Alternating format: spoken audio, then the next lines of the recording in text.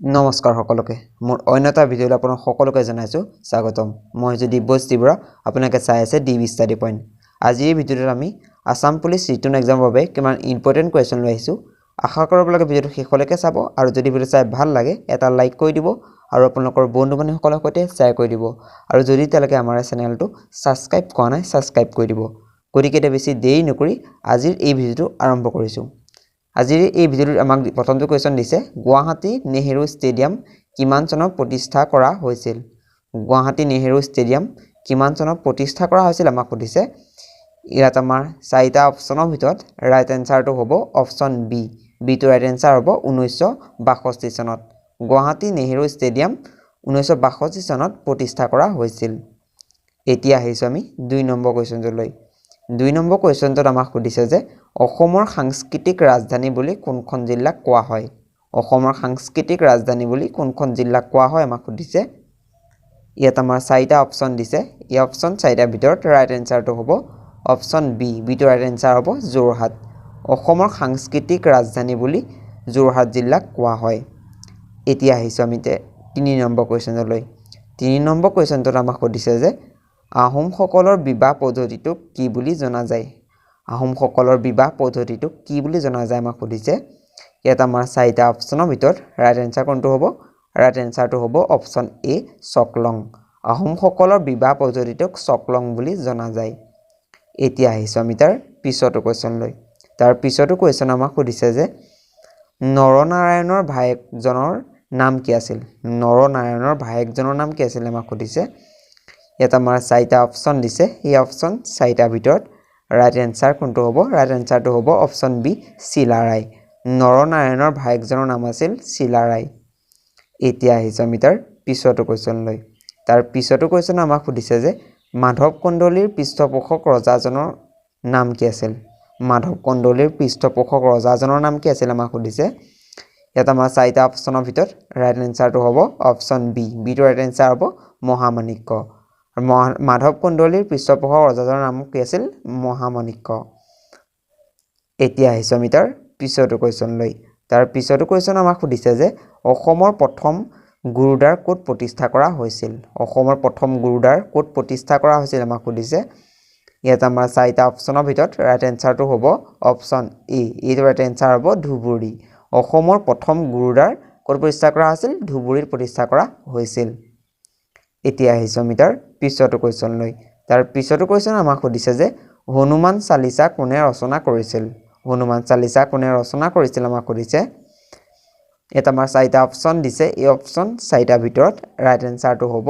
Option এ তুলসীদাস হনুমান চালিচা কোনে ৰচনা কৰিছিল তুলসীদাসে ৰচনা কৰিছিল এতিয়া আহিছো আমি তাৰ পিছৰটো কুৱেশ্যনলৈ তাৰ পিছৰটো কুৱেশ্যন আমাক সুধিছে যে প্ৰতি বছৰে অসমৰ কোনখন জিলাত জোনবিল মেলা আয়োজন কৰা হয় প্ৰতি বছৰে অসমৰ কোনখন জিলাত জোনবিল মেলা আয়োজন কৰা হয় আমাক সুধিছে ইয়াত আমাৰ চাৰিটা অপচনৰ ভিতৰত ৰাইট এনসাৰটো হ'ব অপচন এ মৰিগাঁও প্ৰতি বছৰে অসমৰ কোনখন জিলাত জোনবিল মেলা আয়োজন কৰা হয় সুধিছে ইয়াৰ ৰাইট এনসাৰ কোনটো হ'ব মৰিগাঁও জিলাত এতিয়া আহিছো আমি তাৰ পিছৰটো কুৱেশ্যনলৈ তাৰ পিছৰটো কুৱেশ্যন আমাক সুধিছে যে সত্ৰীয়া নৃত্যই কোন চনত ৰাষ্ট্ৰীয় স্বীকৃতি লাভ কৰিছিল সত্ৰীয়া নৃত্যই কোন চনত ৰাষ্ট্ৰীয় স্বীকৃতি লাভ কৰিছিল আমাক সুধিছে ইয়াত আমাৰ চাৰিটা অপচন দিছে অপচন এ দিছে 1998 চনত অপচন বি দিছে 1999 চনত সি দিছে 2000 চনত আৰু ডি দিছে 2001 চনত এই অপচন চাৰিটাৰ ভিতৰত ৰাইট এনসাৰটো হ'ব অপচন বি ক্ষমা কৰিব অপচন সি 2000 চনত সত্ৰীয়া নৃত্যই 2000 চনত ৰাষ্ট্ৰীয় স্বীকৃতি লাভ কৰিছিল এতিয়া আহিছো আমি তাৰ পিছৰটো কুৱেশ্যনলৈ তাৰ পিছৰটো কুৱেশ্যন আমাক সুধিছে যে কামাখ্যা মন্দিৰ কিমান চনত পুনৰ নিৰ্মাণ কৰা হৈছিল কামাখ্যা মন্দিৰ কিমান চনত পুনৰ নিৰ্মাণ কৰা হৈছিল আমাক সুধিছে ইয়াত আমাৰ চাৰিটা অপচনৰ ভিতৰত ৰাইট এনসাৰটো হ'ব অপচন ডি যিটো ৰাইট এনসাৰ হ'ব 1565 চনত কামাখ্যা মন্দিৰ পুনৰ নিৰ্মাণ কৰা হৈছিল এতিয়া আহিছো আমি তাৰ পিছৰটো কুৱেশ্যনলৈ তাৰ পিছৰটো কুৱেশ্যন আমাক সুধিছে যে অসমৰ কোনখন চহৰত একমাত্ৰ IIT খন অৱস্থিত অসমৰ কোনখন চহৰত একমাত্ৰ IIT খন অৱস্থিত আমাক সুধিছে ইয়াত আমাৰ ৰাইট এনসাৰটো হ'ব অপচন এ এইটো ৰাইট এনসাৰ হ'ব গুৱাহাটী অসমৰ গুৱাহাটী চহৰত একমাত্ৰ IIT-খন অৱস্থিত। এতিয়া আহিছোঁ আমি তাৰ পিছতো কুৱেশ্যনলৈ। তাৰ পিছতো কুৱেশ্যন আমাক সুধিছে যে কোন চনত মোগলে প্ৰথমবাৰৰ বাবে আহোম ৰাজ্য আক্ৰমণ কৰিছিল? কোন চনত মোগলে প্ৰথমবাৰৰ বাবে আহোম ৰাজ্য আক্ৰমণ কৰিছিল আমাক সুধিছে। ইয়াত আমাৰ 4টা অপশ্যন দিছে। এই অপশ্যন 4টাৰ ভিতৰত ৰাইট এনচাৰটো হ'ব অপশ্যন ডি। ডিটো ৰাইট এনচাৰ হ'ব 1615 চনত। 1615 চনত মোগলে প্ৰথমবাৰৰ বাবে আহোম ৰাজ্য আক্ৰমণ কৰিছিল। এতিয়া আহিছোঁ আমি তাৰ পিছতো কুৱেশ্যনলৈ। তাৰ পিছতো কুৱেশ্যন আমাক সুধিছে যে স্বাধীনতা আন্দোলনৰ সময়ত অসমত স্বৰাজ পাৰ্টীৰ সভাপতি কোন আছিল? স্বাধীনতা আন্দোলনৰ সময়ত অসমত স্বৰাজ পাৰ্টীৰ সভাপতি কোন আছিল আমাক সুধিছে। ইয়াত আমাৰ 4টা অপশ্যনৰ ভিতৰত ৰাইট এনচাৰটো হ'ব অপশ্যন চি তৰুণ ৰাম ফুকন। স্বাধীনতা আন্দোলনৰ সময়ত অসমৰ স্বৰাজ পাৰ্টীৰ সভাপতি কোন আছিল? তৰুণ ৰাম ফুকন। এতিয়া আহিছোঁ আমি তাৰ পিছতো কুৱেশ্যনলৈ।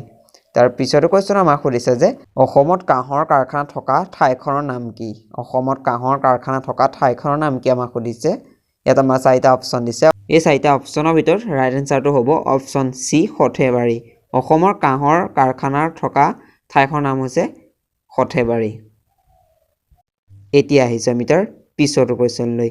তাৰ পিছতো কুৱেশ্যন আমাক সুধিছে যে ভাৰতৰ সংবিধান দিৱস কোন তাৰিখে উদযাপন কৰা হয়? ভাৰতৰ সংবিধান দিৱস কোন তাৰিখে উদযাপন কৰা হয় আমাক সুধিছে। ইয়াত আমাৰ 4টা অপশ্যনৰ ভিতৰত ৰাইট এনচাৰটো হ'ব অপশ্যন চি 26 নৱেম্বৰ। ভাৰতৰ সংবিধান দিৱস 26 নৱেম্বৰ তাৰিখে উদযাপন কৰা হয়। এতিয়া আহিছোঁ আমি তাৰ পিছতো কুৱেশ্যনলৈ। তাৰ পিছতো কুৱেশ্যন আমাক সুধিছে যে আত্মানুসন্ধান কাৰ দ্বাৰা ৰচিত এখন আত্মজীৱনী? আত্মানুসন্ধান কাৰ দ্বাৰা ৰচিত এখন আত্মজীৱনী আমাক সুধিছে। ইয়াত আমাৰ 4টা অপশ্যন দিছে। এই অপশ্যন 4টাৰ ভিতৰত ৰাইট এনচাৰটো হ'ব অপশ্যন এ হোমেন বৰগোহাঁই। আত্মানুসন্ধান হোমেন বৰগোহাঁইৰ দ্বাৰা ৰচিত এখন আত্মজীৱনী। এতিয়া আহিছোঁ আমি তাৰ পিছতো কুৱেশ্যনলৈ। তাৰ পিছতো কুৱেশ্যন আমাক সুধিছে যে বিশ্ব বেংকৰ প্ৰধান কাৰ্যালয় ক'ত অৱস্থিত? বিশ্ব বেংকৰ প্ৰধান কাৰ্যালয় ক'ত অৱস্থিত আমাক সুধিছে।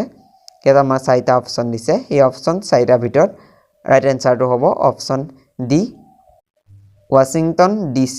বিশ্ব বেংকৰ প্ৰধান কাৰ্যালয় ৱাশ্বিংটন DCত অৱস্থিত। এতিয়া আহিছোঁ আমি তাৰ পিছতো কুৱেশ্যনলৈ। তাৰ পিছতো কুৱেশ্যন আমাক সুধিছে যে প্ৰথম অসমীয়া আলোচনী অৰুণোদয় কিমান চনত প্ৰকাশিত হৈছিল? প্ৰথম অসমীয়া আলোচনী অৰুণোদয় কিমান চনত প্ৰকাশিত হৈছিল আমাক সুধিছে। ইয়াত আমাৰ 4টা অপশ্যন দিছে। অপশ্যন এ দিছে 1846 চনত, অপশ্যন বি দিছে 1847 চনত, অপশ্যন চি দিছে 1848 চনত আৰু ডি দিছে 1949 চনত। এই অপশ্যন 4টাৰ ভিতৰত ৰাইট এনচাৰটো হ'ব অপশ্যন এ 1846 চনত। প্ৰথম অসমীয়া আলোচনী অৰুণোদয় 1846 চনত প্ৰকাশিত হৈছিল। এতিয়া আহিছোঁ আমি তাৰ পিছতো কুৱেশ্যনলৈ। তাৰ পিছতো কুৱেশ্যন আমাক সুধিছে যে প্ৰিয়তমা চিঠি কোনে ৰচনা কৰিছিল? প্ৰিয়তমা চিঠি কোনে ৰচনা কৰিছিল আমাক সুধিছে। ইয়াত আমাৰ 4টা অপশ্যন দিছে। এই অপশ্যন 4টাৰ ভিতৰত ৰাইট এনচাৰটো হ'ব অপশ্যন এ হেমচন্দ্ৰ গোস্বামী। প্ৰিয়তমা চিঠি হেমচন্দ্ৰ গোস্বামীয়ে ৰচনা কৰিছিল। এতিয়া আহিছোঁ আমি তাৰ পিছতো কুৱেশ্যনলৈ। আৰৱ সাগৰৰ ৰাণী বুলি কোনখন চহৰক জনা যায়? আৰৱ সাগৰৰ ৰাণী বুলি কোনখন চহৰক জনা যায় আমাক সুধিছে। ইয়াত আমাৰ 4টা অপশ্যনৰ ভিতৰত ৰাইট এনচাৰটো হ'ব অপশ্যন এ কোচিন। আৰৱ সাগৰৰ ৰাণী বুলি কোচিন চহৰক জনা যায়। এতিয়া আহিছোঁ আমি তাৰ পিছতো কুৱেশ্যনলৈ। তাৰ পিছতো কুৱেশ্যন আমাক সুধিছে যে বন মহোৎসৱ দিৱস কিমান তাৰিখে পালন কৰা হয়? বন মহোৎসৱ দিৱস কিমান তাৰিখে পালন কৰা হয় আমাক সুধিছে। ইয়াত আমাৰ 4টা অপশ্যন দিছে। অপশ্যন এ দিছে 10 অক্টোবৰ, বি দিছে 1 আগষ্ট, চি দিছে 12 জানুৱাৰী আৰু ডি দিছে 1 জুলাই। এই অপশ্যন 4টাৰ ভিতৰত ৰাইট এনচাৰটো হ'ব অপশ্যন ডি 1 জুলাই। বন মহোৎসৱ দিৱস 1 জুলাই তাৰিখে পালন কৰা হয়। এতিয়া আহিছোঁ আমি তাৰ পিছতো কুৱেশ্যনলৈ। তাৰ পিছতো কুৱেশ্যন আমাক সুধিছে যে শ্ৰীমন্ত শংকৰদেৱৰ সাহিত্যিক জীৱনৰ কীৰ্তিস্তম্ভ কি? শ্ৰীমন্ত শংকৰদেৱৰ সাহিত্যিক জীৱনৰ কীৰ্তিস্তম্ভ কি আমাক সুধিছে। ইয়াত আমাৰ 4টা অপশ্যন দিছে। অপশ্যন এ দিছে নামঘোষা, বি দিছে কীৰ্তন ঘোষা, চি দিছে গুণমালা আৰু ডি দিছে ওপৰৰ এটাও নহয়। এই অপশ্যন 4টাৰ ভিতৰত ৰাইট এনচাৰটো হ'ব অপশ্যন বি কীৰ্তন ঘোষা। শ্ৰীমন্ত শংকৰদেৱৰ সাহিত্যিক জীৱনৰ কীৰ্তিস্তম্ভ হৈছে কীৰ্তন ঘোষা এতিয়া আহিছোঁ আমি তাৰ পিছৰটো কুৱেশ্যনলৈ তাৰ পিছৰটো কুৱেশ্যন আমাক সুধিছে যে ভাৰত ৰত্ন লাভ কৰা প্ৰথমজন ভাৰতীয় কোন ভাৰত ৰত্ন লাভ কৰা প্ৰথমজন ভাৰতীয় কোন আমাক সুধিছে ইয়াত আমাৰ চাৰিটা অপশ্যনৰ ভিতৰত ৰাইট এনসাৰটো হ'ব অপশ্যন বি সৰ্বপল্লী ৰাধাকৃষ্ণন ভাৰত ৰত্ন লাভ কৰা প্ৰথমজন ভাৰতীয় হৈছে সৰ্বপল্লী ৰাধাকৃষ্ণন এতিয়া আহিছোঁ আমি তাৰ পিছৰটো কুৱেশ্যনলৈ তাৰ পিছৰটো কুৱেশ্যন আমাক সুধিছে যে আদি কবি বুলি কাক কোৱা হয় আদি কবি বুলি কাক কোৱা হয় আমাক সুধিছে ইয়াত আমাৰ চাৰিটা অপশ্যনৰ ভিতৰত ৰাইট এনসাৰটো হ'ব অপশ্যন সি বাল্মীকি আদি কবি বুলি বাল্মীকি কোৱা হয় এতিয়া আহিছোঁ আমি তাৰ পিছৰটো কুৱেশ্যনলৈ তাৰ পিছৰটো কুৱেশ্যন আমাক সুধিছে যে অৰ্থনীতিৰ পিতৃপুৰুষ বুলি কাক কোৱা হয় অৰ্থনীতিৰ পিতৃপুৰুষ বুলি কাক কোৱা হয় আমাক সুধিছে ইয়াত আমাৰ চাৰিটা অপশ্যন দিছে এই অপশ্যন চাৰিটাৰ ভিতৰত ৰাইট এনসাৰটো হ'ব অপশ্যন বি আডাম স্মিথ অৰ্থনীতিৰ পিতৃপুৰুষ বুলি আডাম স্মিথক কোৱা হয় এতিয়া আহিছোঁ আমি তাৰ পিছৰটো কুৱেশ্যনলৈ তাৰ পিছৰটো কুৱেশ্যন আমাক সুধিছে যে পি.ভি. সিন্ধু কি খেলৰ সৈতে জড়িত পি.ভি. সিন্ধু কি খেলৰ লগত জড়িত আমাক সুধিছে ইয়াত আমাৰ চাৰিটা অপশ্যন দিছে এই অপশ্যন চাৰিটাৰ ভিতৰত ৰাইট এনসাৰটো হ'ব option A badminton PV. Sindhu badminton খেলৰ লগত জড়িত এতিয়া আহিছোঁ আমি তাৰ পিছৰটো কুৱেশ্যনলৈ তাৰ পিছৰটো কুৱেশ্যন আমাক সুধিছে যে উপজা সোণৰ মাটি ছবিখন কোনে পৰিচালনা কৰিছিল উপজা সোণৰ মাটি ছবিখন কোনে পৰিচালনা কৰিছিল আমাক সুধিছে ইয়াত আমাৰ চাৰিটা অপশ্যন দিছে এই অপশ্যন চাৰিটাৰ ভিতৰত ৰাইট এনসাৰটো হ'ব অপশ্যন বি বজেন বৰুৱা উপজা সোণৰ মাটি ছবিখন বজেন বৰুৱাই পৰিচালনা কৰিছিল এতিয়া আহিছোঁ আমি তাৰ পিছৰটো কুৱেশ্যনলৈ তাৰ পিছৰটো কুৱেশ্যন আমাক সুধিছে যে কোনখন জিলাত চক্ৰশিলা অভয়াৰণ্য আছে কোনখন জিলাত চক্ৰশিলা অভয়াৰণ্য আছে আমাক সুধিছে ইয়াত আমাৰ চাৰিটা অপশ্যনৰ ভিতৰত ৰাইট এনসাৰটো কোনটো হ'ব ৰাইট এনসাৰটো হ'ব অপশ্যন ডি কোকৰাঝাৰ জিলাত চক্ৰশিলা অভয়াৰণ্য আছে এতিয়া আহিছোঁ আমি তাৰ পিছৰটো কুৱেশ্যনলৈ তাৰ পিছৰটো কুৱেশ্যন আমাক সুধিছে যে ভাৰতৰ নীতি আয়োগ কেতিয়া গঠন কৰা হৈছিল ভাৰতৰ নীতি আয়োগ কেতিয়া গঠন কৰা হৈছিল আমাক সুধিছে ইয়াত আমাৰ চাৰিটা অপশ্যন দিছে সেই অপশ্যন চাৰিটাৰ ভিতৰত ৰাইট এনসাৰটো হ'ব অপশ্যন ডি 2015 চনত ভাৰতৰ নীতি আয়োগ 2015 চনত গঠন কৰা হৈছিল এতিয়া আহিছোঁ আমি তাৰ পিছৰটো কুৱেশ্যনলৈ তাৰ পিছৰটো কুৱেশ্যন আমাক সুধিছে যে ব্ৰহ্মপুত্ৰৰ আটাইতকৈ ডাঙৰ উপনৈ কোনখন ব্ৰহ্মপুত্ৰৰ আটাইতকৈ ডাঙৰ উপনৈ কোনখন আমাক সুধিছে ইয়াত আমাৰ চাৰিটা অপশ্যন দিছে অপশ্যন এ দিছে সোৱণশিৰি বি দিছে দিখৌ চি দিছে বুঢ়ীদিহিং আৰু ডি দিছে ধনশিৰি এই অপশ্যন চাৰিটাৰ ভিতৰত ৰাইট এনসাৰটো হ'ব অপশ্যন এ সোৱণশিৰি ব্ৰহ্মপুত্ৰৰ আটাইতকৈ ডাঙৰ উপনৈখনৰ নাম হৈছে সোৱণশিৰি এতিয়া আহিছোঁ আমি তাৰ পিছৰটো কুৱেশ্যনলৈ তাৰ পিছৰটো কুৱেশ্যন আমাক সুধিছে যে কোনজন অসমীয়া কবিক প্ৰেম আৰু বদালিৰ কবি বুলিও জনা যায় কোনজন অসমীয়া কবিক প্ৰেম আৰু বদালিৰ কবি বুলিও জনা যায় আমাক সুধিছে ইয়াত আমাৰ চাৰিটা অপশ্যন দিছে এই অপশ্যন চাৰিটাৰ ভিতৰত ৰাইট এনসাৰটো হ'ব অপশ্যন ডি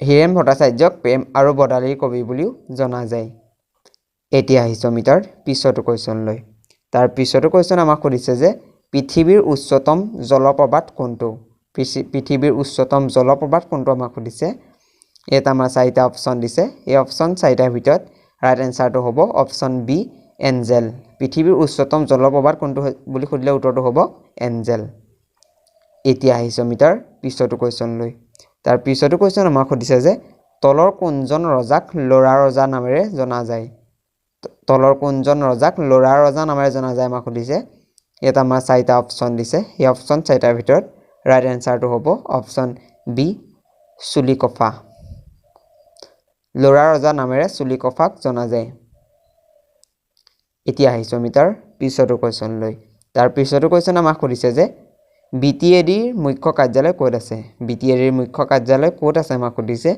ইয়াত আমাৰ চাৰিটা অপশ্যন দিছে অপশ্যন এ দিছে যোৰহাট অপশ্যন বি দিছে ডিব্ৰুগড় চি দিছে গুৱাহাটী আৰু ডি দিছে কোকৰাঝাৰ এই অপশ্যন চাৰিটাৰ ভিতৰত ৰাইট এনসাৰটো হ'ব অপশ্যন ডি কোকৰাঝাৰ BTADৰ মুখ্য কাৰ্যালয় ক'ত আছে কোকৰাঝাৰত আছে এতিয়া আহিছোঁ আমি তাৰ পিছৰটো কুৱেশ্যনলৈ তাৰ পিছৰটো কুৱেশ্যন আমাক সুধিছে যে কোনখন নদীক চীনৰ চকুলো বুলি কোৱা হয় কোনখন নদীক চীনৰ চকুলো বুলি কোৱা হয় আমাক সুধিছে ইয়াত 4টা অপশ্যন দিছে অপশ্যন 4টাৰ ভিতৰত ৰাইট এনসাৰ হ'ব অপশ্যন সি সিটো ৰাইট এনসাৰ হ'ব হুৱাংহো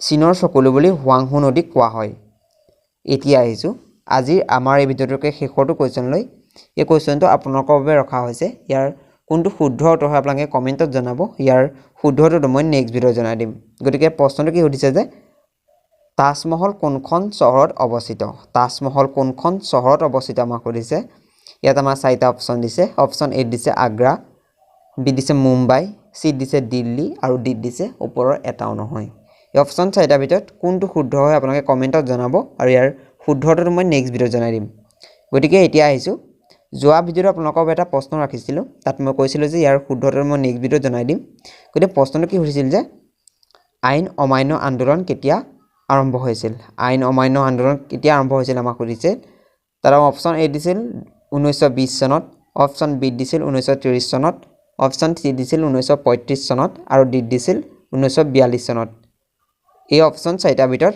ৰাইট এনসাৰটো কোনটো হ'ব ৰাইট এনসাৰ হ'ব অপশ্যন বি 1930 চনত আইন অমান্য আন্দোলন কেতিয়া হৈছিল 1930 চনত গতিকে আজি ভিডিঅ'টো ইমানেই আছিল যদি ভিডিঅ' চাই ভাল লাগিল এটা লাইক কৰি দিব আৰু আপোনালোকৰ বন্ধু বান্ধৱীসকলৰ সৈতে শ্বেয়াৰ কৰি দিব আৰু যদি তেওঁলোকে আমাৰ চেনেলটো সাবস্ক্ৰাইব কৰা নাই সাবস্ক্ৰাইব কৰি দিব গতিকে আজিলৈ ধন্যবাদ